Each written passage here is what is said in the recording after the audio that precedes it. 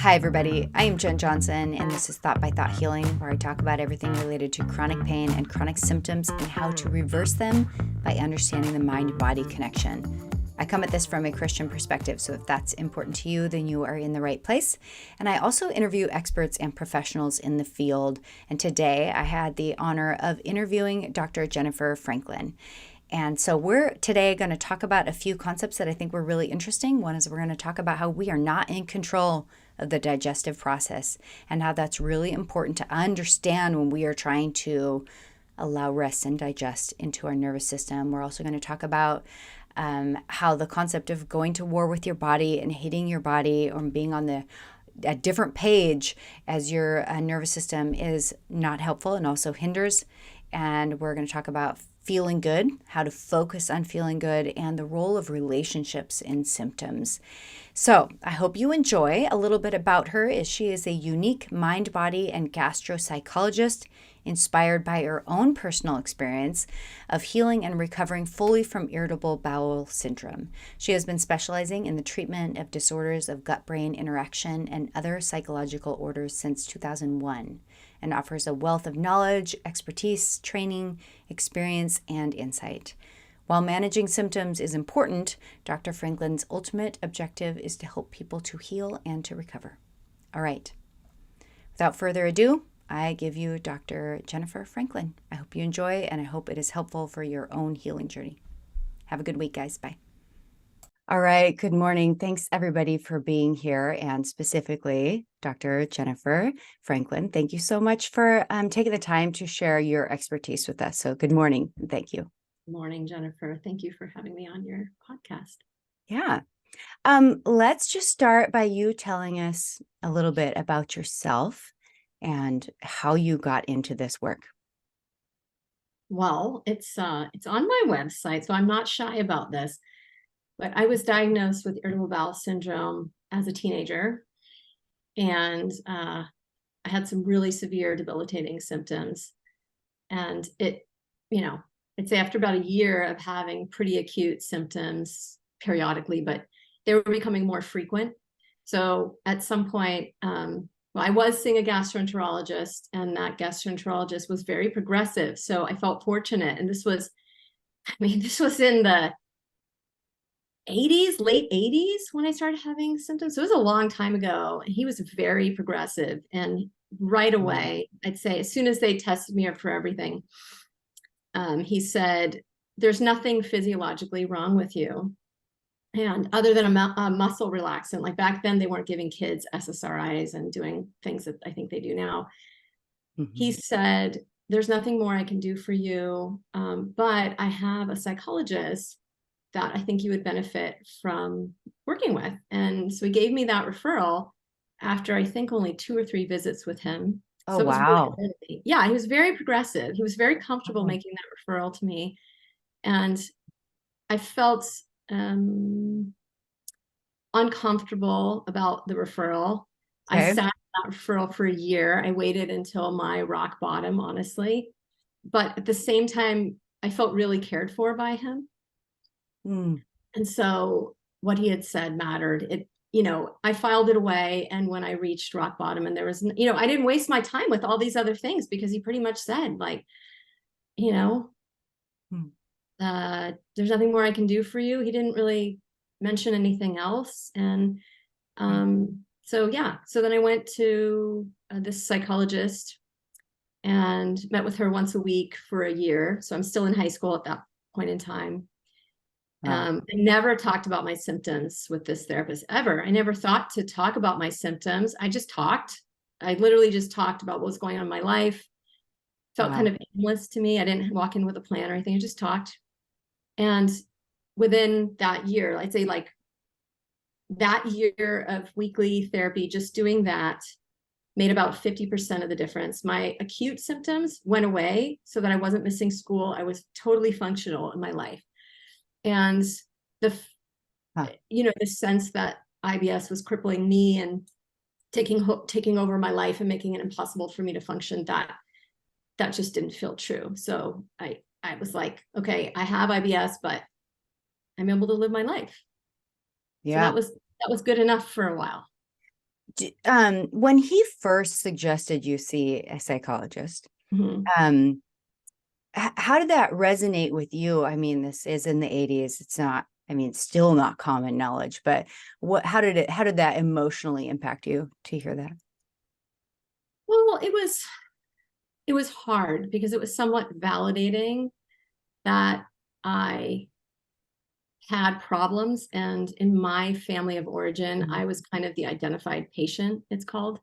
So I was kind of the one that was more emotional and would get upset and would get angry. I was just the more emotional one. And Yeah. because I was sensitive and everybody knew it, um, and I didn't feel that my family could deal with that very well. And so the last thing I wanted to be was the admitted problem in the family, in my, family of origin.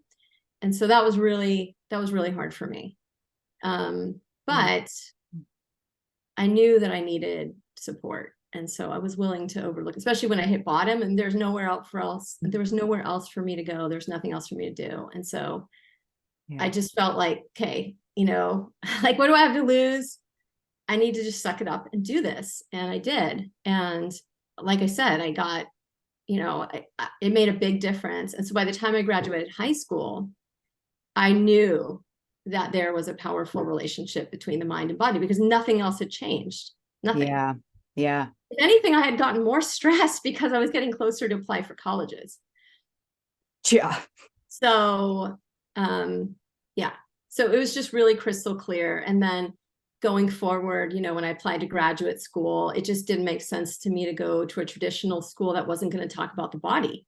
So I had to find something where we were going to talk about what I had experienced to some extent so I could understand what I had been through and understand that mind body connection. Just didn't make sense to me to not include the body in the study of psychology.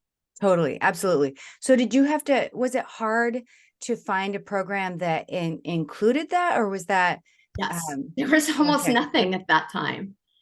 I don't know Mhm. if it's changed that much, to be honest. Okay. Think, well, that's a whole other topic that could bring Okay. us kind of really far outside what I think your audience wants to hear about. But yeah, it was really hard.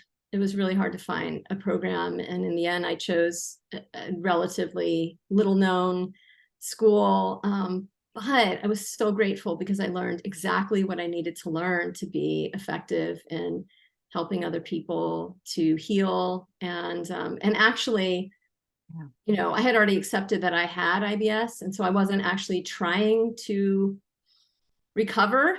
But because I was at the school that I was at, I started learning things and I started tinkering and applying them to myself. And just the environment that I was in every day at school ended up helping me to recover. And so that was mind blowing when that happened. Yeah.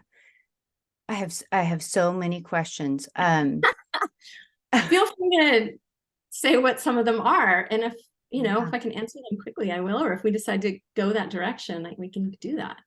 I'm just curious so you 50% got better during your own time with your therapist, that it sounds like was just a loving relationship that that helped. Yeah. And then where did you go from there?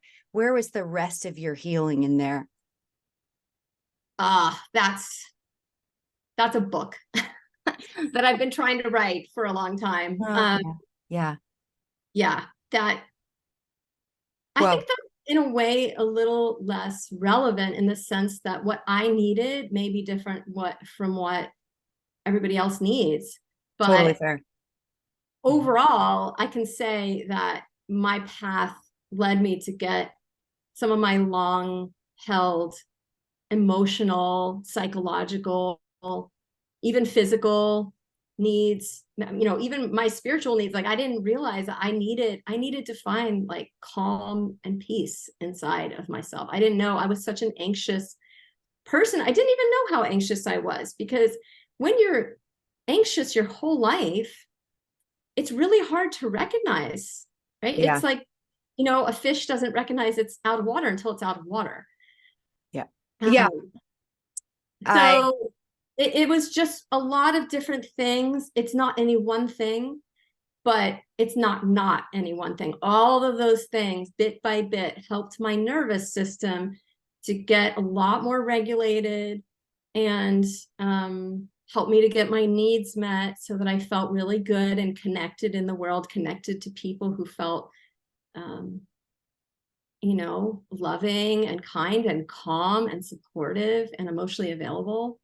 And those are not things I necessarily had enough of growing up. Yeah. That feels like a good segue to just say that I printed the ebook off of your website. It's called Don't Hate Your Guts, right? Make sure I have that right. I don't know. I mean, it's not really a book as much as it is an introduction to the way that I think about disorders of gut-brain interaction and PPD and the nervous system and sort of my approach to working with people. So it helps, I think it helps offer some insight into what people would learn from using some of the resources on my website. And Yeah. it might give them a taste of what it would be like to work with me. Absolutely. And I just want to talk about this because it was fantastic. I highlighted it, wrote in it. And for anybody who's in the middle of this journey, listen to this interview, check out Jennifer's YouTube channel. And also this book just has a lot in it about, I read it as a lot of what you would discuss more of in working with you, and just some tidbits. I love the language that you put around some of this stuff that was it just shed more light on, for me personally, some concepts I'm familiar with, but I love the way you talk about it. It just makes it clearer. So thank you so much for saying all this. I really appreciate hearing your feedback about the ebook. Oh yeah, you're welcome. Yeah, it's really nice that it resonates with you and speaks to you. And I so appreciate your talking about languaging, because I have worked really hard over my career to be able to language things the way that I'm now able to, and it's nice that it's so well received by you. Yes. And I think until you start to work on trying to language these things, you might not understand how difficult it is. And so I think that's why I'm impacted by this, is because I try to put language on this stuff all the time. And the way you put it is just beautiful. And it explains, I think the way you word things explains things, but it also gives me power to know where do I go with this information. For example, we'll dive in. One of the things you say on your web, or it's either on your website or in the ebook, or the book that's on your website that's printable. You say we are not in control of digestive process, and thus seeking control of your digestive symptoms is a losing battle. Can we just talk about that, unpack it? It's self-explanatory, but let's go there. Okay. Well, I think it's a fact. We don't consciously control our digestion, because if we had symptoms, we could just consciously fix them. Yeah. So we don't consciously control our digestion. So attempting to control something we don't control, to me, is banging our head against the wall. It doesn't even make sense. Yeah. So I really don't want to foster that. And that can be really hard for people to hear, because I think it's only natural for our brains to want to control something that feels out of control. So it's kind of a normal thing to want to seek to do. But when it comes to digestive problems, it's not an approach that ends up being effective. And in fact, I think it is part of what contributes to the symptomatology. If not the digestive symptomatology, then more psychological symptoms like frustration, hopelessness, those kinds of things. It's, if you're banging your head against the wall and trying to get somewhere, it doesn't work so well. And then we have feelings about it. Right. And for me, those feelings showed up in my digestive symptoms for sure. So I feel you there. So you resonate with that. Absolutely. Yes, for sure. Yeah. Everything that I read on your website not only just resonates for what I know about psychophysiologic disorders, but also for me personally and in the healing journey of my own personal symptoms.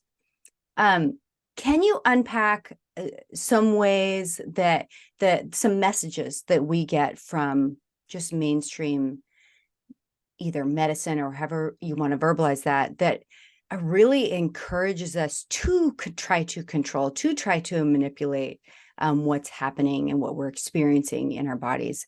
Some of that messaging I feel like we have to fight against when we're taking this completely different route of healing. So what are some common things and themes that you see Mm-hmm. you want to fight I think against?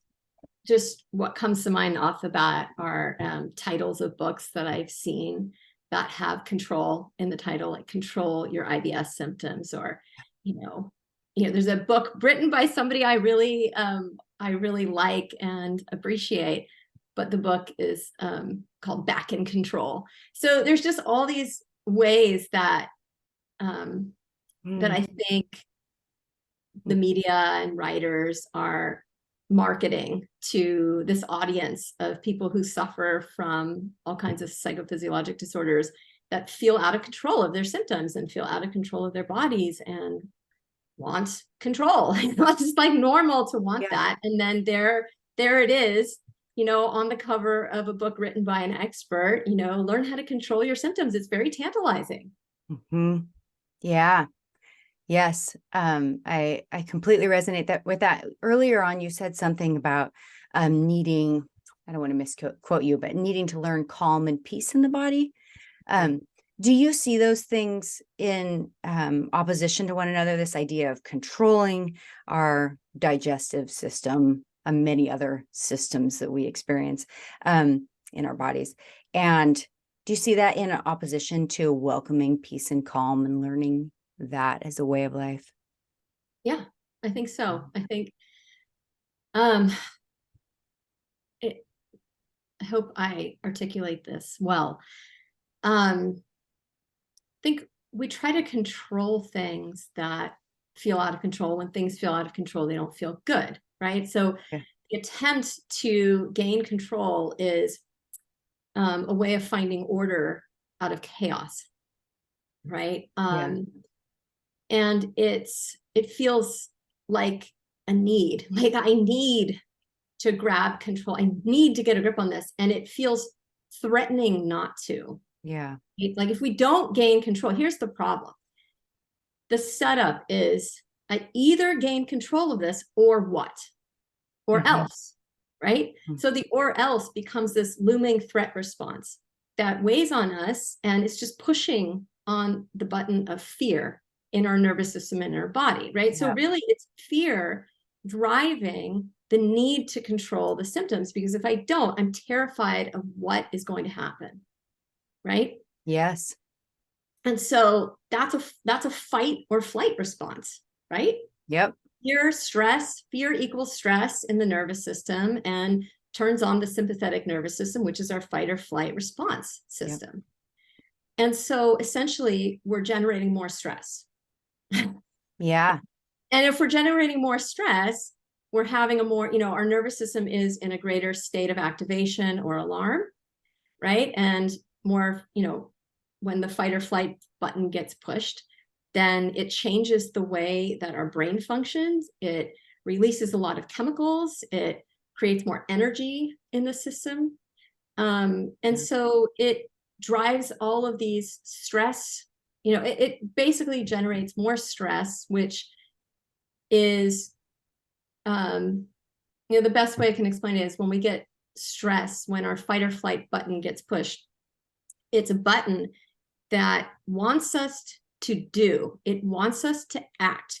It energizes us to fuel us to escape danger, right? And it does that by either charging up it usually charges up our limbs. So, we either want to, fight or we want to run away. So there's a lot. Yeah. There's just more energy in our body and our system. And then where does it go? Where does it go?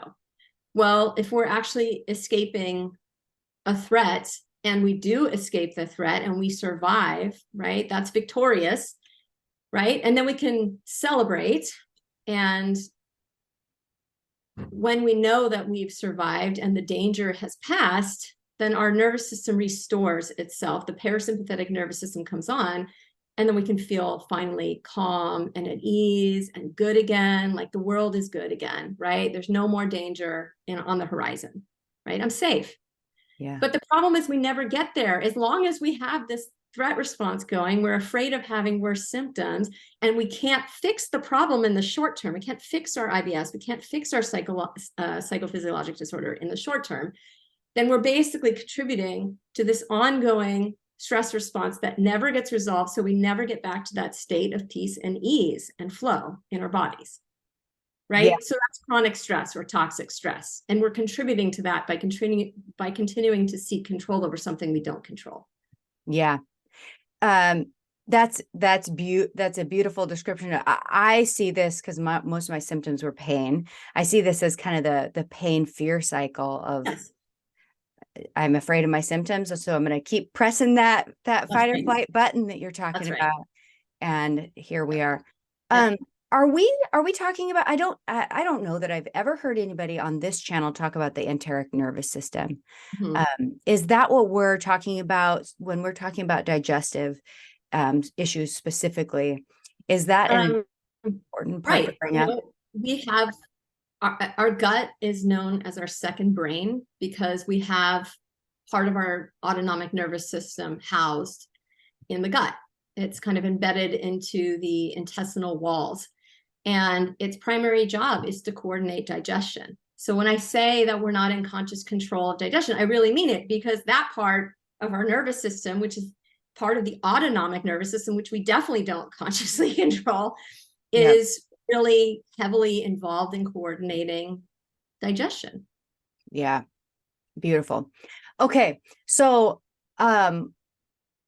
we don't have control over our nervous system or our enteric nervous system, but we have control over our nervous system, but we don't have conscious control over our autonomic nervous system. And we don't have that's the segue I'm hoping for. There are parts of our nervous system we control. Yeah. Right. And there are other parts we don't. And, but here's the thing, we have great influence over what our nervous system does. Yeah. And we have to act wisely and I'd say mindfully. And we can do that in order to influence our autonomic nervous system and our nervous system overall, so that we move in the direction we want to move into. We create and take advantage of these opportunities for healing to happen. Yeah. And I want to get there, but there's something else that you said on your website that I want to bring up that I feel like links nicely with this first one. So the first one was, we're not in control of the digestive process, thus seeking control of your digestive system symptoms is a losing battle. And the second one was, I think you're quoting a professor or teacher of yours, but go to war with your body and you will lose every time.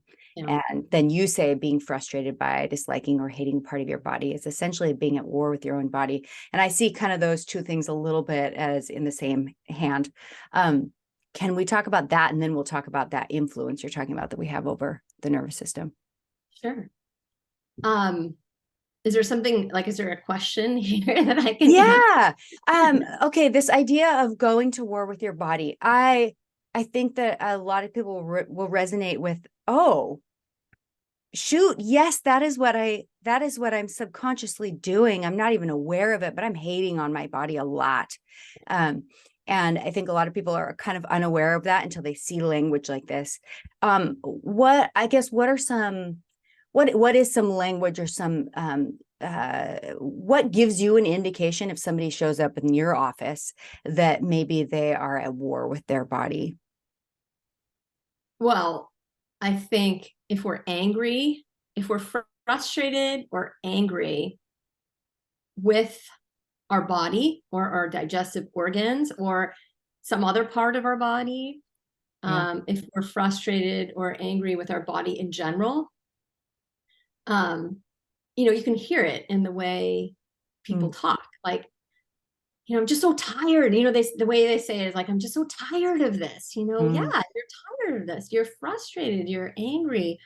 You're disappointed in your body. Like all of these feelings are feelings that sort of allude to maybe the disliking or hatred of our bodies. I think some people that I work with will just flat out say it, like, I hate that I have IBS. I hate my, gut. You can also see this in, Mm. people that don't want to be touched, right? We don't want to do things that feel good. I think there are people that when they feel bad, they don't want to do anything that feels good. It's a way of saying like, I don't, it can be an I don't know how to feel good right now because I'm so in the grips of feeling bad.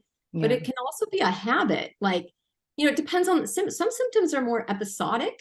They come and Hmm. go. And when they go, we have to know how to enjoy our lives to offset, for many reasons, but in particular to offset all of those days of being in pain, right?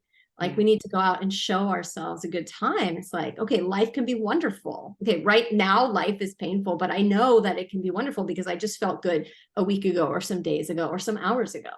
Right? So it helps us to navigate the in and out of the symptoms, the up and down of the symptoms and our emotions. And, it's like a roller coaster in some respects for some people. For other people, they have more chronic daily symptoms where it's like, I always have some degree of symptoms and I can't shake it. Yeah. And for people who have, really truly chronic daily or almost daily symptoms, it's so important to break that up with connecting with things that feel good, because when you feel better, and that's a relative term. We're not talking about going from feeling awful to feeling amazing overnight. We're talking about feeling just a little better than you do right now, because feeling any better than you feel right now, when right now is full of pain or discomfort, is an improvement, right? Yeah. And Yeah. if we can notice that shift, then it feels good. Like, wow, I can get here. I can feel a little better. And then we capitalize on that. Let's make another shift, right? Yeah. Let's keep moving in that direction, but we can't do that without these moments of feeling good or better. Yeah. And I think I've strayed a little bit from the question of, but I think it's all related that, Yeah. when we dislike or hate our symptoms and it's our body that's generating the symptoms, or it's a part of our body that's generating the symptoms, it's really easy to go from hating the symptoms to hating our body. It's kind of one and the same, Yeah. right? And then if we're hating our body, then we're hating ourselves essentially, because it's our body. Yep. And if we hate ourselves, then how do we feel good when we have to live in our body? We have to live with ourselves. Like, how do we feel good? We can't. It makes it really hard to feel good. And that's the goal here, is just feeling good, feeling a little better right now, because we can only do that right now. We can't do it in the past because the past is gone, and we can't do it in the future because it's not here yet. Yeah. Absolutely. And I think that's such an interesting and important concept, at least for my healing. And I think for everybody else who's gone through this healing process of we have to stop and pay attention to those minor, tiny shifts in feeling better. Because if we're looking for that huge jump, then we're going to be activated by fear, because nothing's Going to measure up to that. Yeah, nothing's changing, even though it is. Right. And Right. those little things are what, for me, it helped kind of my nervous system go from fight or flight to rest and digest. Yeah. But if I had not stopped and counted all of those tiny wins of feeling good, then it would have That's stayed right. in kind of Right. Yeah. disappointment. Yeah. Okay, so my third question was going to be on focus on feeling good, which is also written on your website, and was kind of ask like practically how do we do this? And I know we kind of just talked about that a little bit. Do you have anything you haven't said yet that you would give as a tidbit for how, for somebody who's just been attending to their symptoms and their pain and fixing, controlling, and hating the body? It's just such a cyclical habit. Yeah. Any tips on how to make that shift? Yes, I think there are some tips I can give, but they're not like necessarily easy tips because Yeah. okay, so the way I think about it, there are essentially three sets of skills involved. One is awareness, but awareness can only get you so far, right? Because you can know something you can know something mentally, but still not be able to change anything. So that's what awareness has its limitations. Right. So we also need a set of skills that fall into the category of mindfulness. Right. We need to be able to slow down. Like we're not going to notice these little things if we can't slow down, be more present, be more in the here and now, and engage in awareness from that place. So it's a mindful awareness. You can't do the awareness without the mindfulness piece and expect to really be able to change something, right? But on top of that, we need a third set of skills, which fall into a set of skills I refer to as embodiment. And we have to be in our bodies. We have to be connected to our feelings and sensations and senses and all of this stuff that happens in our body. It's our body that's generating these things, and we have to be connected with these parts of ourselves in order to notice these various feelings and sensations and thoughts too. But I think most of the people I see are pretty connected to their thoughts, and it's the other stuff where we get a little hampered. Yeah. So that's part of it. And then we also, so we need those three sets of skills developed. And then we also need other people in our lives that help support our learning and practicing of those things. Because if you can learn those things in isolation, but then, in all these different moments in your lives, as you're interacting with other people, they can go out the window if they're not supported in that relationship. So I think that's important. I also think, we know the importance of psychological support and affection and touch and all of these things that help us to feel good, right? And connected, safe. It's other people that primarily help us to feel safe in our environment, safe in our bodies, safe talking about feelings, safe expressing things. And so that's a big category that I think needs to be stated. And then I think there are other things that don't fall into any of those categories that are just, opportunities for feeling good, right? That could involve other people and might not involve other people. Like maybe you really need to have alone time more so than you have in order to find some ease in your body and inner peace. Maybe you need to go out in nature. We need to find these things that help us to feel good. And then when we feel good, we need to know how to sustain that. And part of that is attentional. And part of that is, having the ability to repeat these things enough that they start to make a difference. Yeah. Yes. Yes. I totally resonate with that last part. It's almost just like practice. I want to land on this relational piece a little bit. If I'm summarizing correctly, there's an awareness piece, there's a mindfulness piece that we unpacked a little bit, and an embodiment piece that you also unpacked. And then there's this relational healing. And to me, that's the difficult part, because people are, they're like us, they're wild cards. They've got their weaknesses and their strengths. And so I'm sure there's a question in here for me. Let me find it. How living in kind of this broken world and some of us, all of us are in relationships that in some way trigger us. How do we go about that when we know that there are some people in our lives that maybe our bodies do and are triggered by them? Do you suggest that's an open dialogue with people? What does that look like? And I know this is a huge question. Yeah, it's a big question, but I think we need to back up, and I need to fill in a little piece that maybe I didn't make totally explicit. So when I talk about the fact that healing is relational, I'm not just talking about our relationships with other people. I'm also talking about our relationships with ourselves, right? We've talked about how to shift from disliking and hating our bodies and ourselves to to embracing, a more compassionate stance towards ourselves. And so when I speak about relational healing, I'm talking about relating to parts of ourselves that have perhaps been exiled, that have been ignored, that have been dismissed, that have been invalidated, that scare us, that make us feel emotional pain, right? So that's part of it. But the other part of it is, there is a part of it that relates to other people almost inevitably, because we live our lives in the context of relationships. We can't, as human beings, we are wired for relationships. We are dependent on relationships for our very survival.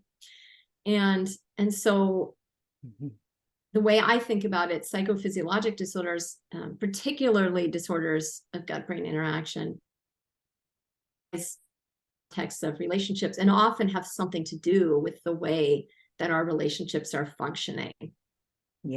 And so it's important that we develop the skills I talked about so that we can start to see more clearly what's happening, right? What doesn't mean we have to abandon our relationships. It doesn't mean we have to have, conflict in our relationships, but it does mean that we need to look at how we're relating to ourselves and our whole selves. And we need to be willing to see how our relationships with other people are functioning, and not just the people closest to us, but relationships with all kinds of things, like how media affects us, how the news affects us, how hearing about this or that going on in the world affects us.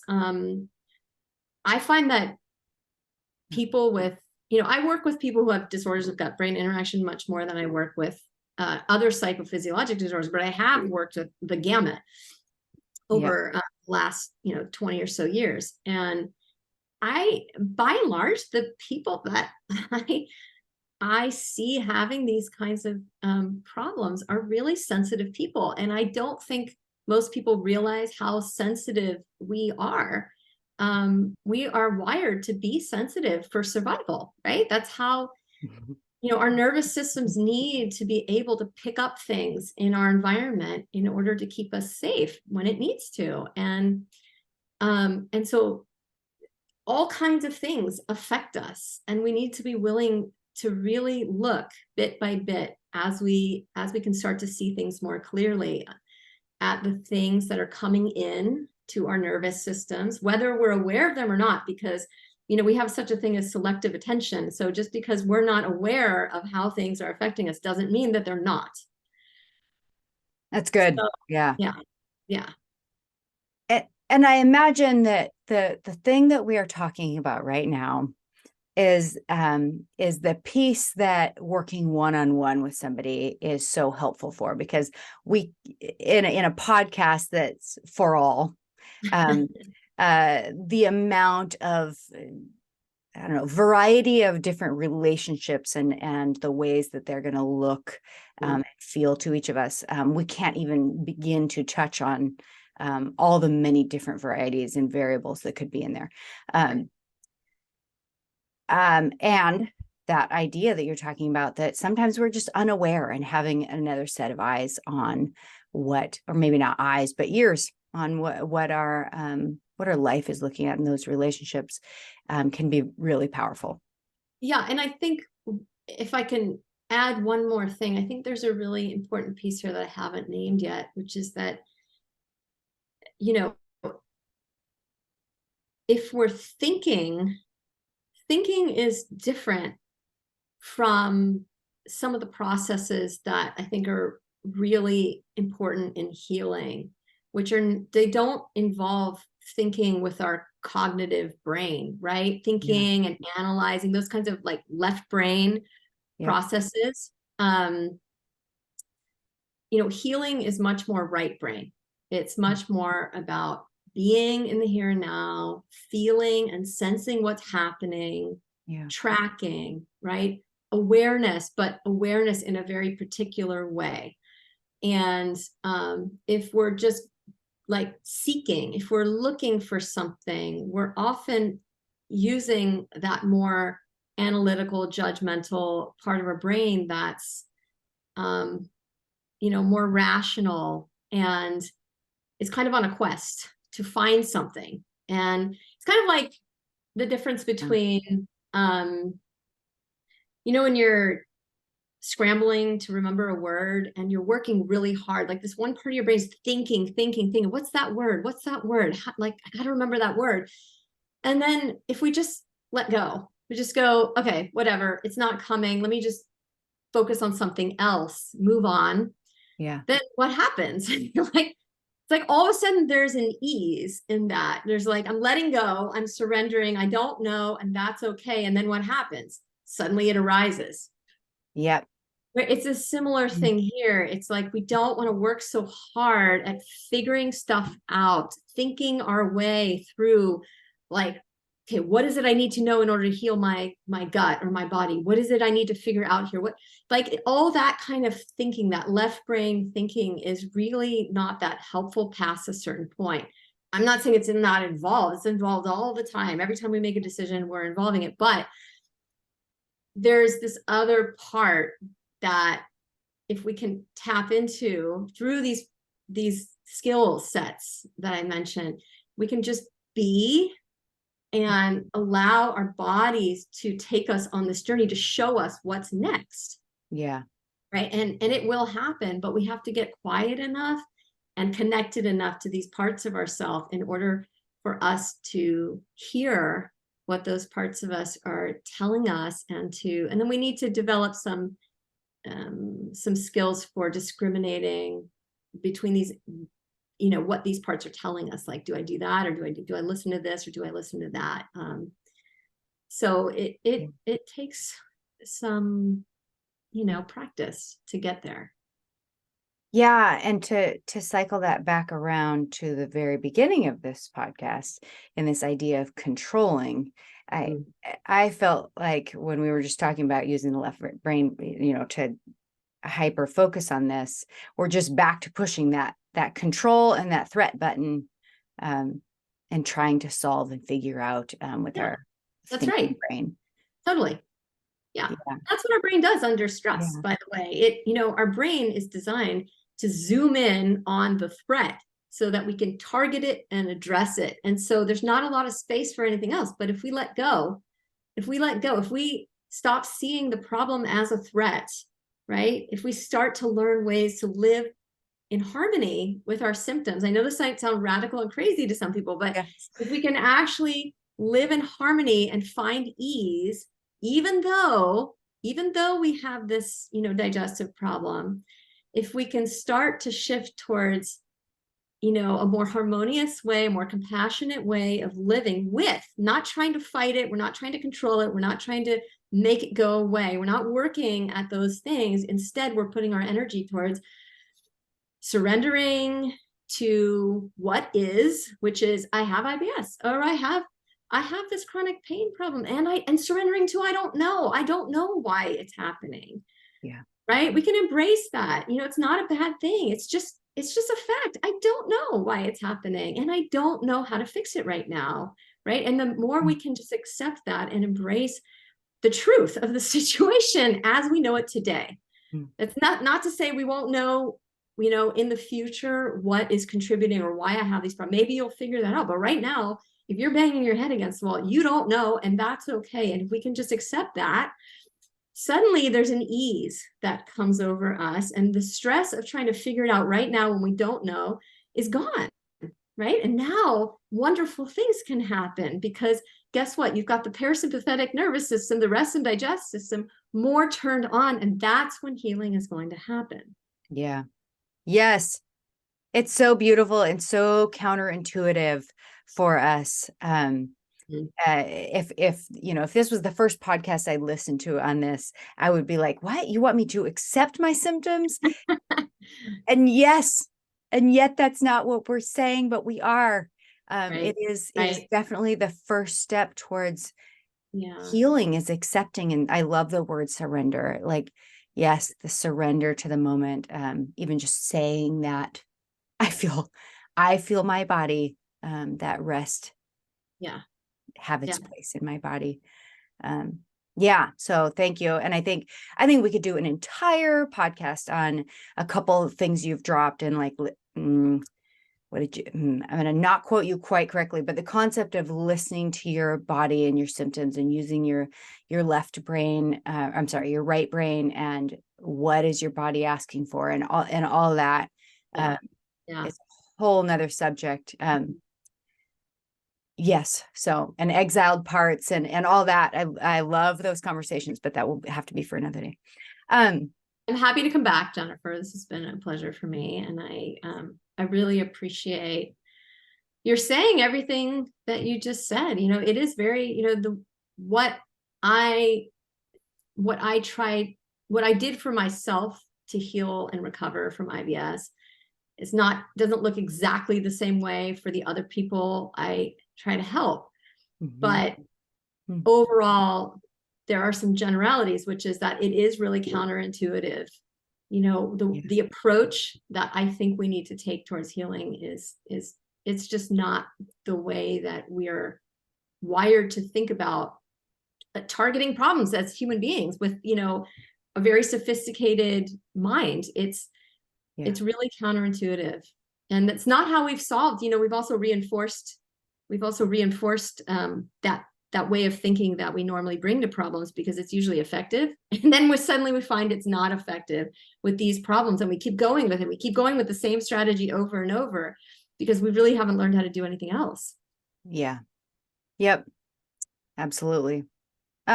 Okay. So I'm going to ask you to just talk a little bit about people wanting to work with you or what programs you offer. But before we get there, do you have anything else that's just on your mind or on your body that you want to share before we get to that point? Maybe just that these things we're talking about might feel really challenging or really complicated or really involved. They might feel out of reach right now, but you know, healing starts with what feels within reach, what feels accessible, what feels very doable, what is a manageable chunk, you know, or the next little baby step that feels doable or okay, right? Not so scary, feasible. And so, you know, we kind of have to waffle between, okay, I know where I'm trying to get to and I want to develop these skills. And then, you know, we can take a macro view, but we also need to balance that with really taking a micro view of like, okay, this is where I'm at right now. And this is the next little step that I can work on right now that feels not overwhelming, right? It feels manageable. And we just need to set our sights on that and let go of the big picture while we're working on that so that we just stay in what feels manageable until we notice a shift. And then we can broaden the scope just a little bit. Exactly. And we come out again, and then we go back in again, and then we go back out again. I have this, you know, great tool for seeing this, right? And this is what our nervous system is doing all the time when it's well regulated, right? It gets expansive when we can breathe deeply, and then when we get stressed, it gets tight and contract. Our body gets contracted, our breathing gets contracted, right? And a well-regulated nervous system is always vacillating between these two, right? Usually this happens fast when there's a threat, and then we come out again slowly, and then we come back in. And so we need to get back in the flow of life. The And, flow. that, yeah, in the flow. And, Mm. a nervous system that's got or a body with a physiologic disorder, psychophysiologic disorder is, it's a little bit dysregulated, or maybe a lot. And so we need to, my approach is to get the nervous system more regulated, back in the ease and flow, right? So that it knows how to do regulation once, but it doesn't know how to get regulated again once it's been dysregulated enough. And then it needs a lot of intervention. If it's been stuck in a state of dysregulation or a state of chronic stress, which is basically the same, it's saying the same thing. Yeah. Then it needs help. It needs intervention. It needs a person to do some interventions, and it usually needs other people to help intervene. Yeah. Yeah. Oh, I love this analogy that whatever it's called, that ball It's is, called the Hoverman's sphere. there we go. Mhm. It's a good analogy. Mm-hmm. Okay, so before we close up, let's how can people get a hold of you? Are you taking new clients, and what programs do you have available for people? So my website is don'thateyourguts.com. Just perfect. Don'thateyourguts.com. I have a number of online programs that people can do on their own. I have essentially two webinar / audio series. The first is called The Brain Gut Connection. It's a 5-part webinar. It's offered as a webinar and as an audio series. The webinar has a whole slide along with it. The audio series has just a few slides that are sent as a PDF. The content is the exact same, except one difference. One introduces polyvagal theory, which we don't have time to get into, and the other does not. Other than that, it's the same content. It's going to give people more or less the same experience. So that's the Brain Gut Connection 5-part series. Okay. Then I have a 3-part series that's called the Healing audio series. It's just audio. And I think both of these I know that they're chock full of valuable information. I've had a number of people comment on them and let me know that they're full of information, even practitioners. So these are meant to be digested over time at whatever pace a person, feels is right for them. And nice. Yeah. And I think those materials are really helpful no matter who you're working with. If you're working with another psychotherapist or psychologist, or if you're working with, some other type of healer, or even if you're not working with anybody, this might inspire you to want to do some more deeper, or some other types of psychotherapeutic work. Okay. So that's available. And I always keep openings in my schedule for consultation, even when I have a waiting list, which I've had for a long time, because there are just so many people that have these kinds of problems. And so you're welcome to reach out to me through don'thateyourguts.com. And if you're interested in a consultation, I'm happy to do that. Wow, that's cool. Yeah. So people can schedule a consultation and just have a brief conversation with you about this. You can, and then is the kind of the goal, then you send them in a good direction for them and help them along that path. Is that what the consultation might provide? I think it could provide whatever somebody is looking for that helps them get on the right path, but it's not psychotherapy. Yeah. It is a way for me to assess what might be helpful to somebody and send them on their way. And so if that's psychoeducation, if they are reticent to invest their time and money and energy in watching or listening to one of the online series I have, some people like to meet with me first. And then I think some people think that the series might not fit for them. I promise these series are really generic. They fit for everyone, and you'll still get a lot out of it. I personally would prefer that people come to me after watching at least or listening to the brain gut connection series, because there's so much information. I feel like they would come in with a lot more understanding of what needs to happen for their bodies to heal. And then we can just dive in, and they might be able to guide me and themselves a little bit more in, okay, here's what I think I really need help with. And, you know, often I provide referrals or give suggestions for the type of psychologist or psychotherapist that might be a good fit, because there are few psychotherapists that are trained in working with disorders of gut-brain interaction and psychophysiologic disorders in general. Yeah. Relatively speaking, there are a few of us. But I truly believe that, you know, it doesn't have to be somebody that has that training. It just has to be somebody that's going to meet enough of your needs to get you started for a while.